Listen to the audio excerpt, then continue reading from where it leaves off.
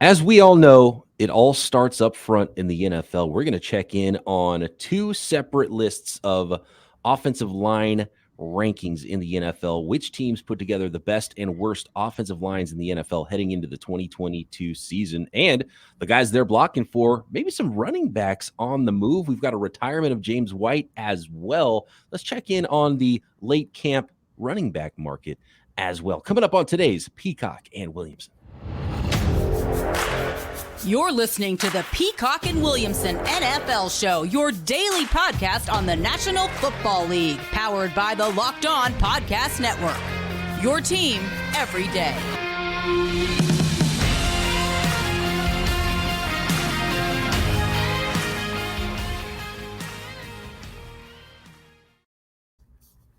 Welcome to the Peacock and Williamson NFL Show. Brian Peacock and Matt Williamson at BD Peacock at Williamson NFL on Twitter. Thanks for making us your first listen here on the Locked On Podcast Network, your team every day. We've got some offensive line rankings to break down, and Brandon Thorne is one of my favorites when it comes to offensive lines, trench warfare newsletter. I love reading that one. And we'll check in with the ESPN rankings as well to see how those correlate at the top and the bottom, especially, Matt. But first, some news with running backs in the NFL. And there's a potential trade market here. If a team needs a running back, I think they can go shopping and find one. One that will not be playing this year, though, is James White, the longtime Patriot, third down back, prototype third down type of running back. A very team-oriented player, which is the Patriot way. He just has fit right in there so long, has announced his retirement. So he's done after a nice NFL career. Yeah, and really good career. Yeah, I think he's an easy guy to overlook, and probably 10 years from now, we're not going to be talking about James White a whole heck of a lot. But he had some big moments in huge games, including Super Bowls, one of Brady's most reliable allies for many years.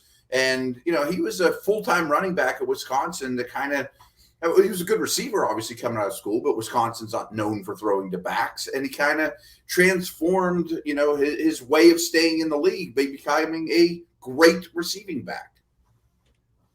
Never had less than 40 catches in a season, which is kind of surprising. And his best year, 87 receptions for 751 and 7 touchdowns. That's slot receiver numbers for a running back. So James White hanging him up. And here's what's surprising is there's another story going on, because we talked earlier this week is Josh McDaniels bringing that committee backfield to Las Vegas. And maybe now that he's gone, maybe the New England Patriots are getting rid of the running back by committee, because according to Albert Breer, he believes the Patriots could entertain the idea of trading Damien Harris, who's going into his contract year, which would open the door wide open now for the Ramondre Stevenson show in New England. Yeah, I didn't expect White to be back. He's got injuries and things, so I didn't know that he'd played this year. But Harris, we both know they drafted 2 running backs, including Pierre Strong, who I think both of us are excited about. Is a more of a big play guy, a hit the hole and go speedster, a little smaller. You mentioned off the air, you always thought he was a Shanahan type, which I 100% agree with. Yeah, absolutely. He can get wide. He's got that 4.3 speed. I think nobody had big play. I can't remember how many yards it is that's technically a big play run, but nobody had more big play runs in college football last year than Pierre Strong. Yeah, and that's the way he profiles to the league. And they, if they are entertaining trading Harris, they've been in camp long enough to look at the 2 young guys and probably say, these guys are good. These guys are keepers. We got to make some roster space for them. You mentioned Harris is a free agent after the year. He scored a ton of touchdowns, and I think some people might overvalue him because they look at it through a fantasy lens. But I would rather play against Damien Harris than I would Ramondre Stevenson. I think Stevenson's the better talent. I think he's lower to the ground. I think he's got lighter feet. So Stevenson and Strong, that's not so bad, and boy, it'd be great for fantasy if you could actually look at a Patriots back for the first time ever and say, wow, he's clearly the lead guy, Yeah, and there would be, Pierre Strong, there would be Ty Montgomery, who they brought in as, to give you a little bit of a change up and a receiving type back. JJ Taylor's got some speed there as well. Kevin Harris, the 6th rounder to go with Pierre Strong, the 4th rounder. So they would still have some depth if they did move on from Damien Harris. I don't know what the price would be, but clearly if they did that, they're telling us they don't want to pay him in the offseason anyway. So at some point, it's going to be Ramondre Stevenson's job, whether he's 1B this year before he becomes the starter next year. Well, I'm not sure, but really liked how he finished the season last year for sure for the Patriots. Oh yeah, and he's flashed ever since he was his first rookie preseason. Stevenson, I'm talking about, right? I think he's a lot more talented than people want to give him credit for, maybe. And then clearly there was the Kareem Hunt request for trade this week or last week, and it sounds like the Browns are saying no for now, but you get the feeling the Browns are going to be doing something pretty soon with their roster, just because quarterback and now that running back situation. You have a star running back already on the roster. Is it worth paying Kareem Hunt if someone does come calling? So we'll see. Or if you have a quarterback problem, what's the best thing to remedy that? We'll have a hell of a running game and have that two-headed monster that they've continued to have. So we'll see if anything happens with Kareem Hunt, but he could potentially be available. Ronald Jones now from The Athletic reporting that they believe Ronald Jones needs to have a strong preseason and could be a trade candidate. So he could be available for trade, has never taken control of any of his running back jobs in his NFL career. And I think the 49ers have a roster crunch at running back. And I've talked about how they drafted 2 running backs last year, then another 3rd round running back this year. Trey Sermon is someone that I'm sure some teams had high on their draft boards last year when the 49ers snatched him up in the 3rd round. Could they flip him for a day 3 pick at the end of camp if everyone stays healthy? Because they've got a lot of bodies there. So I think there's absolutely an opportunity for some running back movement here as we approach the regular season. Yeah, I think it's really interesting. And we kind of touched on Josh Jacobs. I mean, he's another one that they didn't pick up his 5th-year option. My bet is Raiders medical folks have kind of held him together. He's taken a beating over the years, but they drafted Zamir White.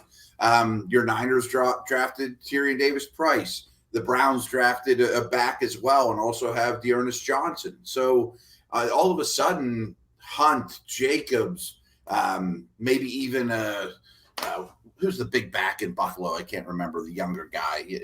Zach Moss. And, like Zach Moss and Sermon haven't really worked out. They haven't had high moments like Harris and Jacobs and Hunt, but they could be on the move. Like all of a sudden we just listed 5-6 backs. I mean, I haven't heard Melvin Gordon's not a lock for making the Broncos, and he's fighting some kind of injury. You mentioned Ronald Jones. Pacheco's look good by all accounts. And so the problem is, who wants a running back? Because it's you sit here in August and think, oh man, we got too many running backs.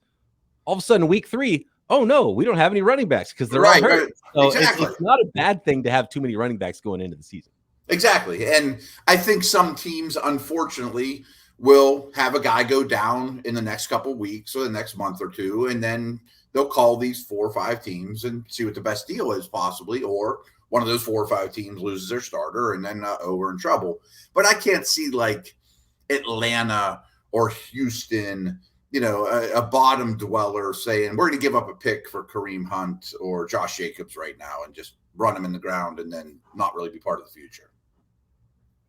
Could be a fun one here, and especially with that extra bit of time. Do you know what the timing is with final rosters? Is it right after that 3rd preseason game? Because it used to be right after the 4th preseason game, because there's that extra week now buffering between the 3rd preseason game and the regular season. Is there enough time there where, because, idle hands, if you give front office people 10 extra days, there might be a lot of trades in that time, and so maybe, this could happen, any of these trades could happen before or after the 53-man rosters are set too. It doesn't mean you have to do the trade before the 53, but for some teams, I'm sure they would like to trade a guy away first so they can keep an extra player that they wanted to not have to put through waivers or something. That's a great call, because I'm almost certain. What I do know is, remember there used to be first wave of cuts, second wave of cuts. Well, that's a thing of the past, which never made sense to me because, example, I'm sitting here in Latrobe at Steeler camp, and I could give you 15 to 20 guys that I'm going to go see in an hour that aren't going to make this team.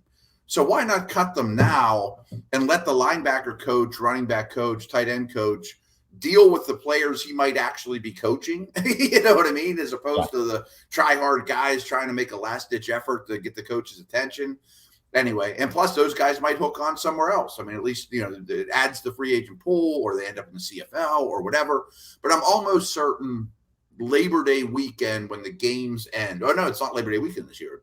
As soon as week 3 ends, I think it's the following Monday or Tuesday is official cutdown day.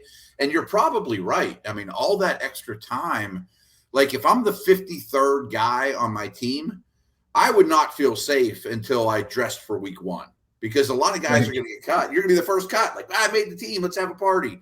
You get a call an hour later, like, yeah, we picked up Kareem Hunt. You're out, or whatever, That's a good conversation when we preview these preseason games, the preseason openers for almost every team in the league. The Jaguars and the Raiders have already played in the Hall of Fame game, but it doesn't quite count.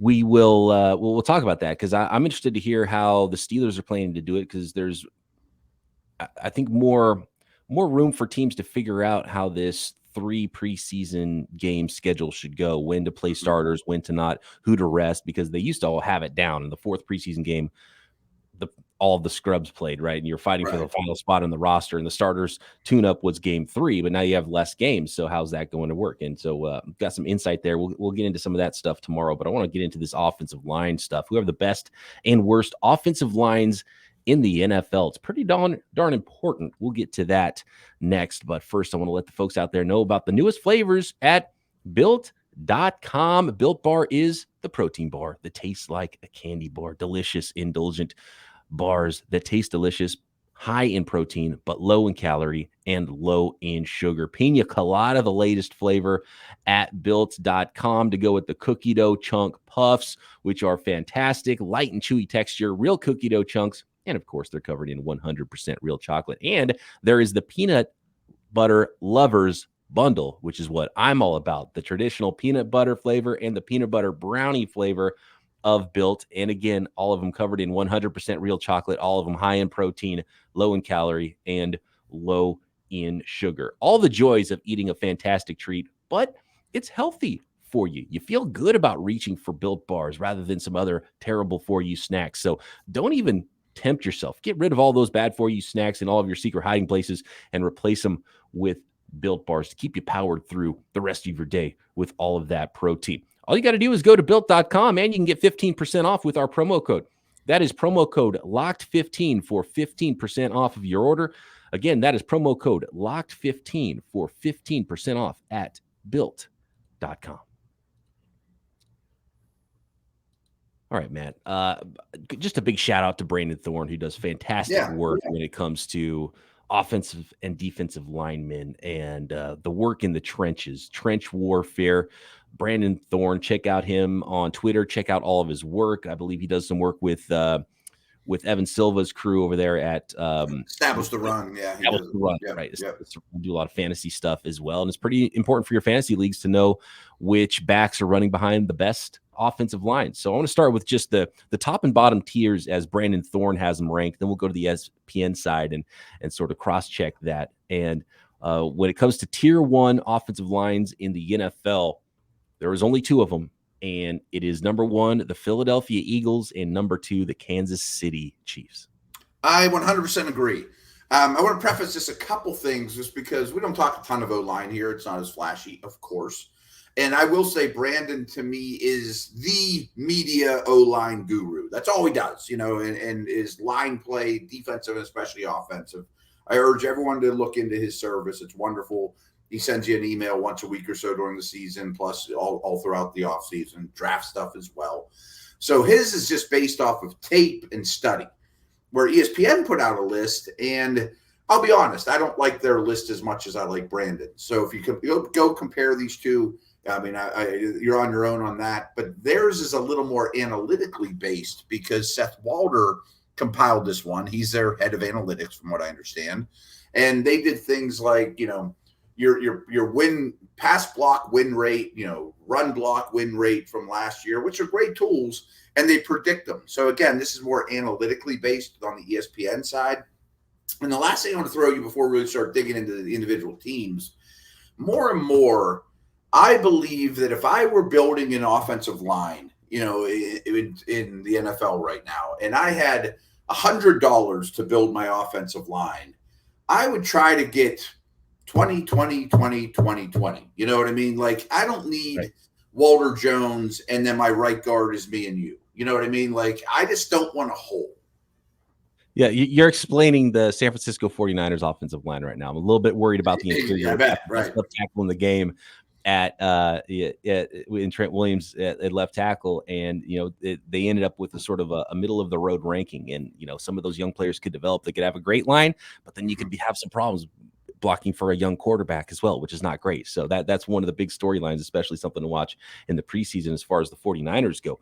But teams with good offensive lines, I'm seeing here, it's no surprise because they put resources into it. And you look at both of these teams, the Eagles and the Chiefs. And the Eagles already have a really good center in Jason Kelce. What'd they do? They spent a second-round pick on Cam Jurgens to have the next great center, in their franchise. They got first-rounders, Lane Johnson. They spent a first-rounder on a left tackle that didn't work out, but somehow developed a – where was Jordan Mailata drafted? Was he even drafted at all? He was a 6th or a 7th. Remember, he was like a 380-pound rugby player, I think, from Australia or somewhere like that.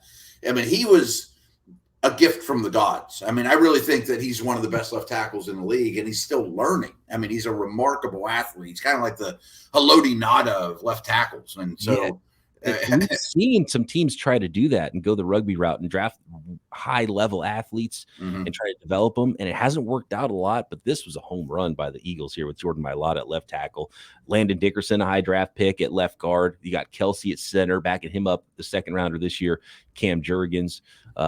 You got Isaac Seumalo at right guard, and then Lane Johnson, who's been there forever at right tackle and been one of the best in the league. And they had Jason Peters for a long time. They tried to draft and develop Andre Dillard as a first rounder. That didn't quite work out, but they put resources in it. They care about it. That's why they have the best offensive line in the league, according to a lot of them.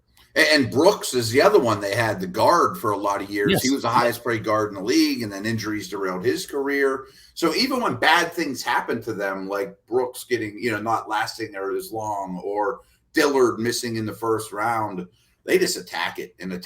And one thing I think is noteworthy, and I, Brandon mentions it in his rankings, is he always cites the offensive line coach for each team. And I'm sure I've said this, but if I were an owner of a team or a head coach of a team, my first hire after head coach would be an O-line coach. And I would give them anything they wanted.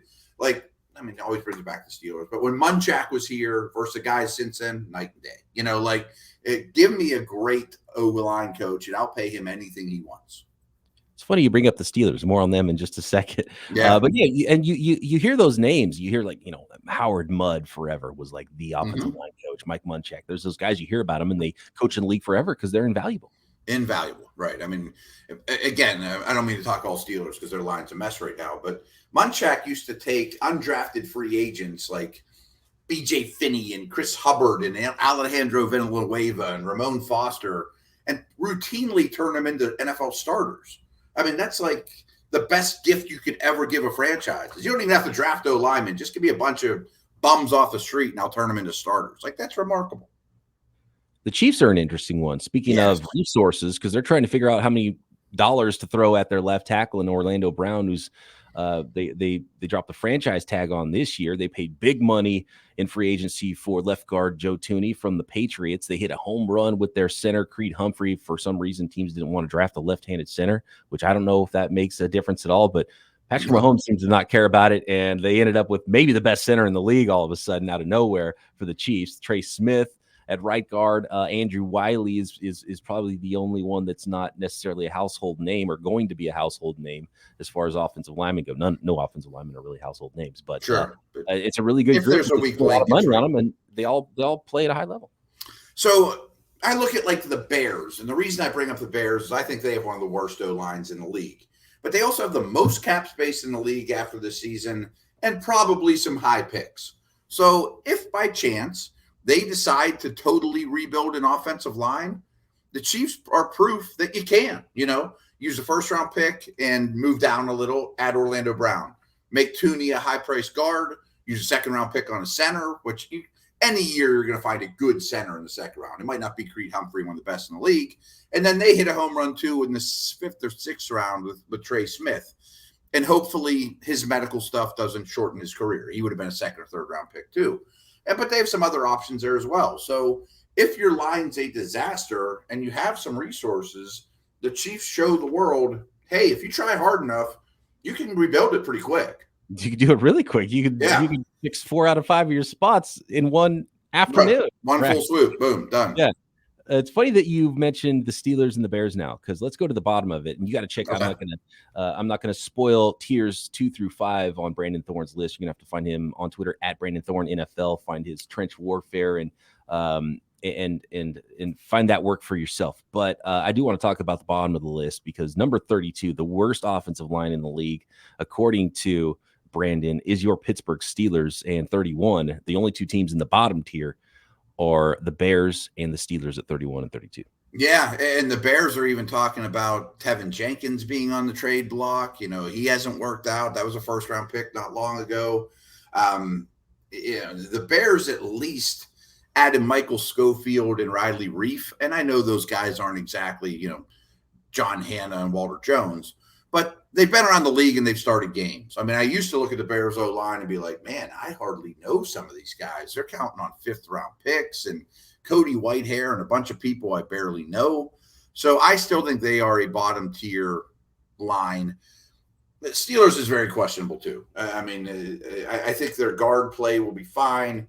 The tackles are questionable. The center play is questionable. Hasn't been pretty thus far in camp. I do expect it to be a little better than last year. I don't know that I'd put them last, but they would be in the bottom 5. I mean, there's some bad lines out there. I find it fascinating that the Bears let go of James Daniels, didn't want to re-sign him. He signed with the Steelers, and they still have a better offensive line than the Steelers. I don't know that they do, but James Daniels was one of my favorite signings. He has struggled since being here. We'll see when the games come on, but there are a couple lines out there: Atlanta, Seattle. I think the Raiders might have the worst line in the league too. Like, I love their offense, but Leatherwood at right tackle and Andre James. I mean, there's some pretty bad ones out there. So again, I love Thorne's work. I'm trying not to take it personally. The Steelers were 32, but I would probably have like 6 teams in the bottom tier, including Pittsburgh. Yeah, it is tough to separate those bottom 2 from looking at some of the tier 5 teams, including those Raiders, and it is hard to separate them because they're all kind of bad. I do want to say one thing about the Bears line, and I saw a Bears fan or a Bears analyst, I'm not sure which, recently on Twitter, because the Green Bay Packers have been lauded for their draft picks of some mid-round offensive linemen. It looks like Zach Tom might start for them at right tackle. Because Bakhtiari's out and they've moved some players around, and he might start for them, and they're getting applauded for it. Yeah, good job. That's awesome. The 49ers, Spencer Burford, 4th-round pick out of UTSA. It looks like he's going to start at right guard. It's like, hey, good job. These teams did so awesome with their offensive lines. And then the Bears have rookie 5th-rounder Braxton Jones, who's probably going to win the job and start at left tackle, and people are like crushing him because they got a terrible offensive line. So you do have to start to give him a little bit of credit. Maybe they did find a gem in the 5th-rounder Braxton Jones, because it's looking like Tevin Jenkins is not that for them. Yeah, right. And the Bears didn't have a 1st-round pick, too. Maybe they would have taken a tackle in the 1st round if they hadn't traded up for Fields. And, so you can't fix everything in one day. Everyone wants to blame the Bears. You didn't draft any receivers. You didn't draft any offensive linemen. Well, they added 2 guys in secondary they liked. I mean, it wasn't like their secondary was, awesome before this. And you're right. I mean, I think there's some value in starting somebody like James, a 5th-round pick. And as I mentioned, if we're just going to focus on the Bears, they have tons of cap space. So they played this 5th-round pick. The Steelers did that with Dan Moore, a 4th-round pick last year. If they're good enough, you have cheap labor to keep position for the next 4 or 5 years or whatever. If not, you have the resources to go fix it. So, Rome wasn't built in a day, but if one of those mid-round picks hits for any of those teams, that's gold. Absolutely gold. And you're right, man. It's so important. I look at the offensive line as a unit, and you can't have a swinging gate on one side and somebody amazing on the other side, because you're still going to have a rough time on offense, although it isn't very nice having an awesome left tackle. So how good can you be across your line? How good can you make your weakest link on the offensive line? That's where the coaching comes in. If you have just give me some smart, tough guys and a good coach, and you can patch together a pretty good offensive line, even if you have some injuries or you're missing on a couple of spots. You can fill that in. No doubt. I mean, maybe the biggest thing I learned in my year in the NFL and this is such a Ravens theory. By the way, I like their line. If you're tough and you're smart and you have at least the baseline athleticism, it's really hard to pull those offensive linemen out of the game, and they last forever. They don't have to be pretty, but they're tough and they're smart, and they can do enough athletically. Coaches adore those guys. And back to my theory of having 5 C+, B- guys as opposed to an A and a D. Every defensive front that you look at in the league has more than one dude. Most of them have 3. They're going to put somebody good over your bad guy every snap. It's not like Aaron Donald and nobody else on a defensive line nowadays. Everybody has a couple dudes. Let's check in on the ESPN list next and just run through it really quickly, the analytically driven list, and see where your favorite teams stack up there. I do want to thank everybody once again for making Peacock and Williamson your first listen. For your second listen, make Locked On Fantasy Football podcast that second listen. Find the intellectual fantasy expert Vinny Iyer, who brings over 20 years of NFL expertise in a unique angle to give you the moves no one else has. Get ready for your fantasy draft in 2022 with Locked On Fantasy Football. And if you're doing the Dino thing, find Matt Williamson and the Locked On Dynasty podcast as well, right here on the Locked On Podcast Network. ESPN list has Kansas City number 1 in their rankings. Number 1 in pass block predicted. They're projecting what they will be this year. Projected number 1 pass blocking unit.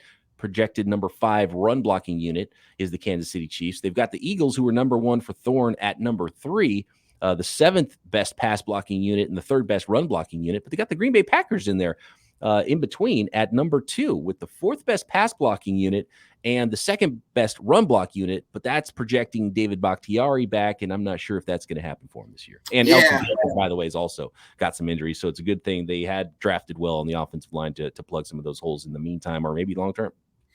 Yeah, I initially looked at Green Bay at 2 and said, really? I would have the Eagles 1, but they'd have the Eagles 3, so I'm not going to be hard on ESPN for that. But they do have an asterisk next to Green Bay, and they say, note the asterisk above, because this ranking is working under an extremely precarious assumption of health of both Bakhtiari and Jenkins. Okay, if you're going to just assume that those 2 are fine, I would have them very high as well. That's a very big assumption. Yeah, and those are 2 really good players, too. Yeah, of course. They're the best 2 guys, right?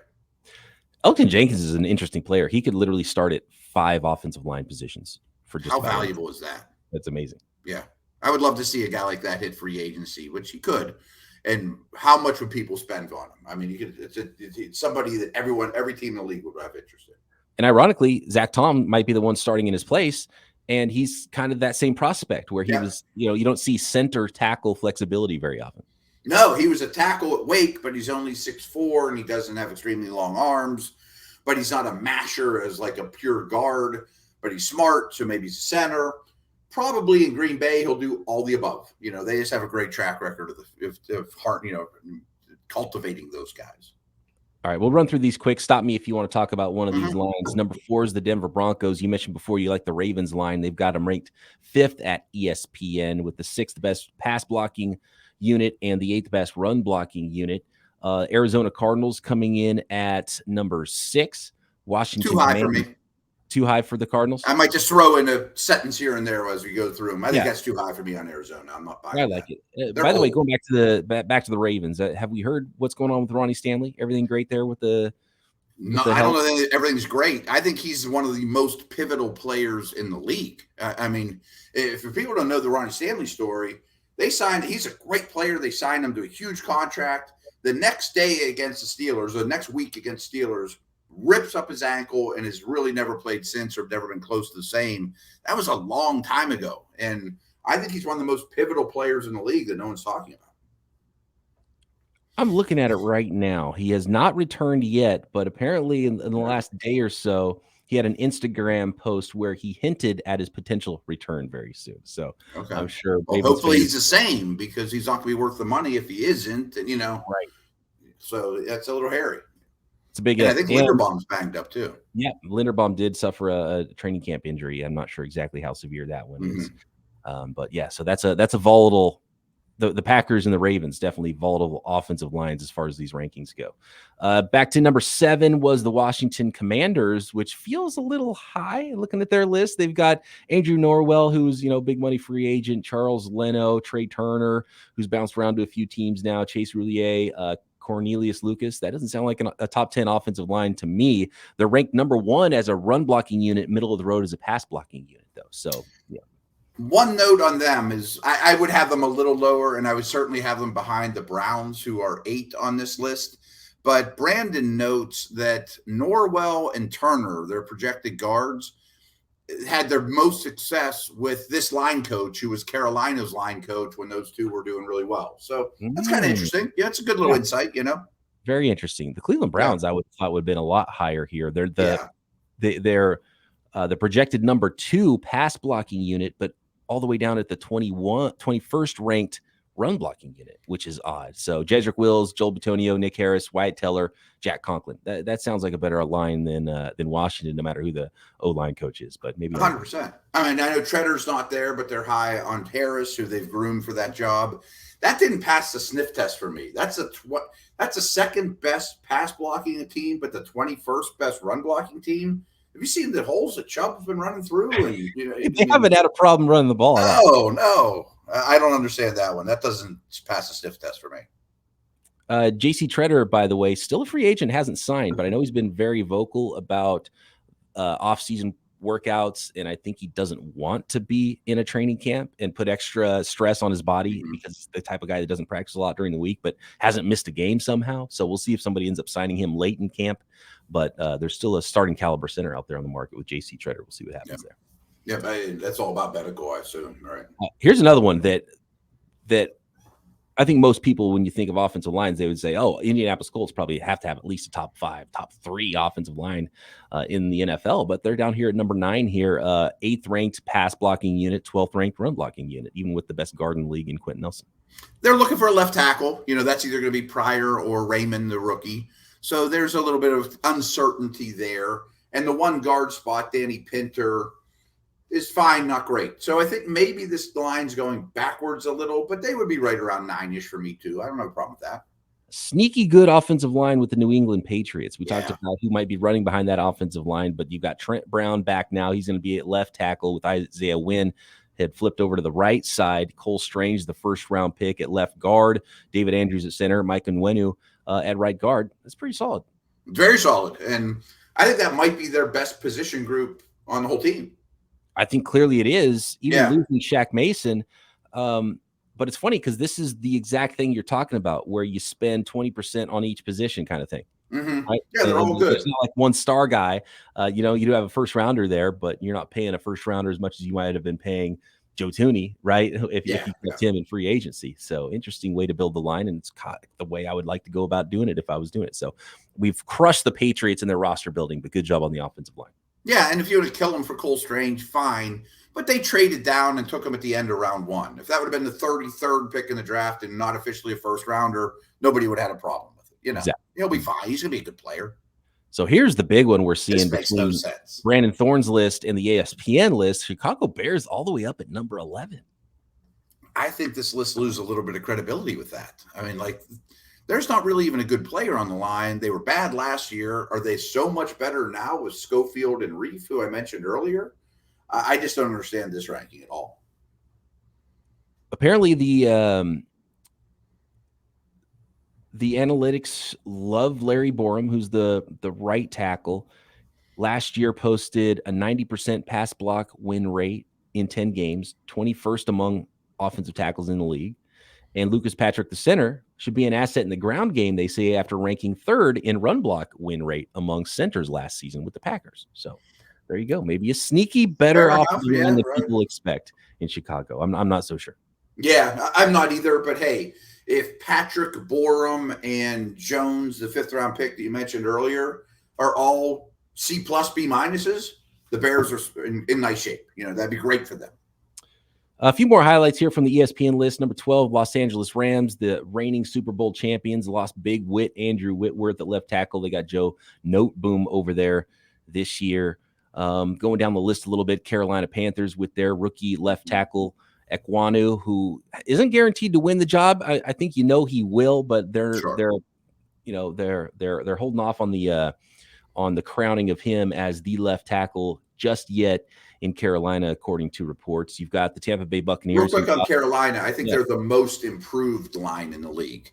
So Ekwonu comes in at left tackle, Bozeman's a new center, Corbett's a new guard. Their offense was so abysmal that I think now they're a middle-of-the-road O-line where they might have been the worst O-line in the league last year. I mean, new capable quarterback and 3/5 of your offensive line better right. is a pretty good start. When and maybe that was McCaffrey the main problem healthy. of the team. Like that was what was wrong with the team. 100%. So kudos to them. I think their defense is good. If McCaffrey can give you 17 games, they're going to be in the hunt.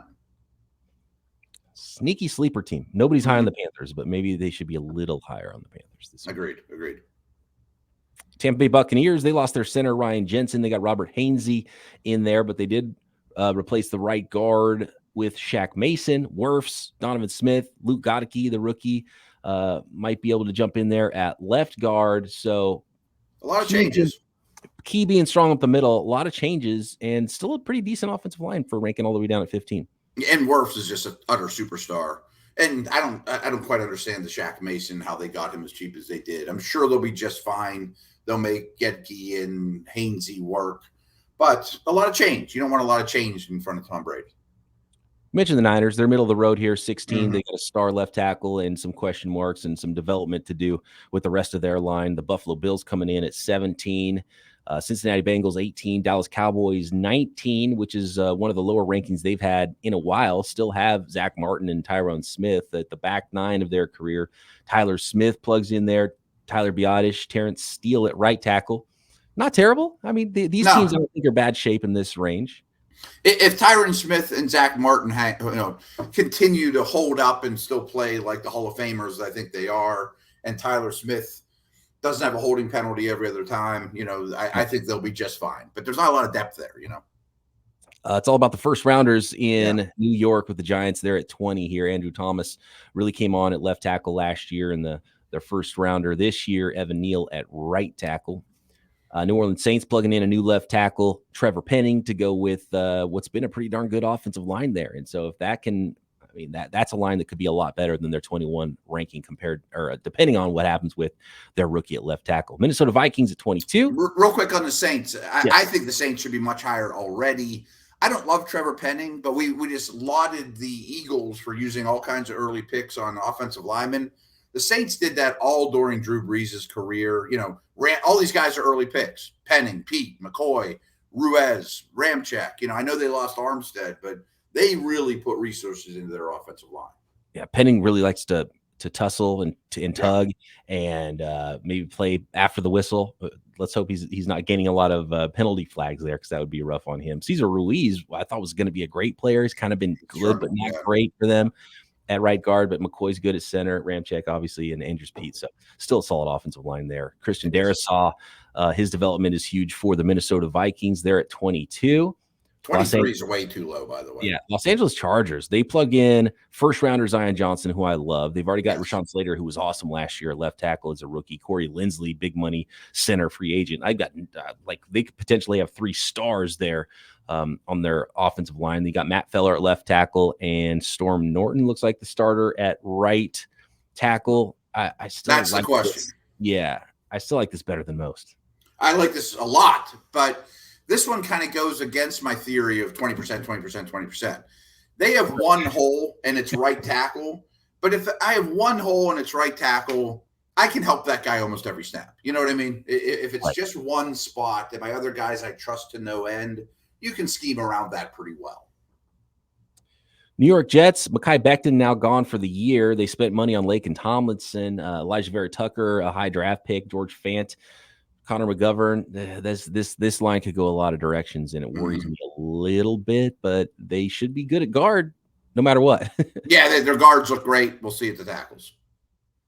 25 is Miami Dolphins, even with the big signing of Teron Armstead and some of the higher picks they've had recently, brought in Connor Williams as well from the Dallas Cowboys. They Detroit may have been the worst line in the league, though, last year. Yeah. They needed some help. Needed and they've added some help. Detroit Lions at 26. I mean, you got Ragnow and Penei Sewell and Taylor Decker. This is a good offensive line. This is a top 5 offensive line, maybe top 3. I mean, I think this is a great one. Taylor Decker is one of the only names people probably know. He might be the weak link. Jonah Jackson is a great young player. Ragnow's a great young player. Sewell's going to be a star. I love this group. Little more love for your Steelers here. After the Titans at 27, got the Steelers 28, Raiders 29, Seahawks, Falcons, and the Jaguars in the caboose, according to ESPN at 32. I don't know that I have the Jags last. I mean, I mentioned there's 4 or 5 bottom tier lines. I would have the Jags a little ahead of that. I mean, they added Brandon Schreff, and their tackles aren't terrible. So, I mean, let's give the Jags a little break. Health is important. Some of these teams, you're just barely hanging on by a thread because you got one kind of good player that you feel good about, and if he goes down, it's like, oh my gosh, where's this line going to be? So some work to do for some teams, and it's very nice for your quarterback, for your offensive coordinator, for your running backs if you've got a good offensive line, and there's clearly some haves and have-nots in the NFL this year in that regard. And we opened the show with, here's 4, 5, 8 running backs you could get on the cheap that are on the move. Well, if you need a tackle, you're out of luck. Yeah, exactly. You need even like a solid backup guard, and you're out of luck. Right, you're out of luck. You know? And there's one center in the market, Treader, and he's injured. Right. You'll never find a tackle in 100 years. The other guys, you might find someone that doesn't stink. Matt and I back tomorrow previewing some semi-real actual football preseason week number 1, and then we'll break down all the action on Monday that we saw from Thursday, Friday, Saturday, and Sunday. NFL football is back, and we've got you covered. Talk to you then right here, Peacock and Williamson.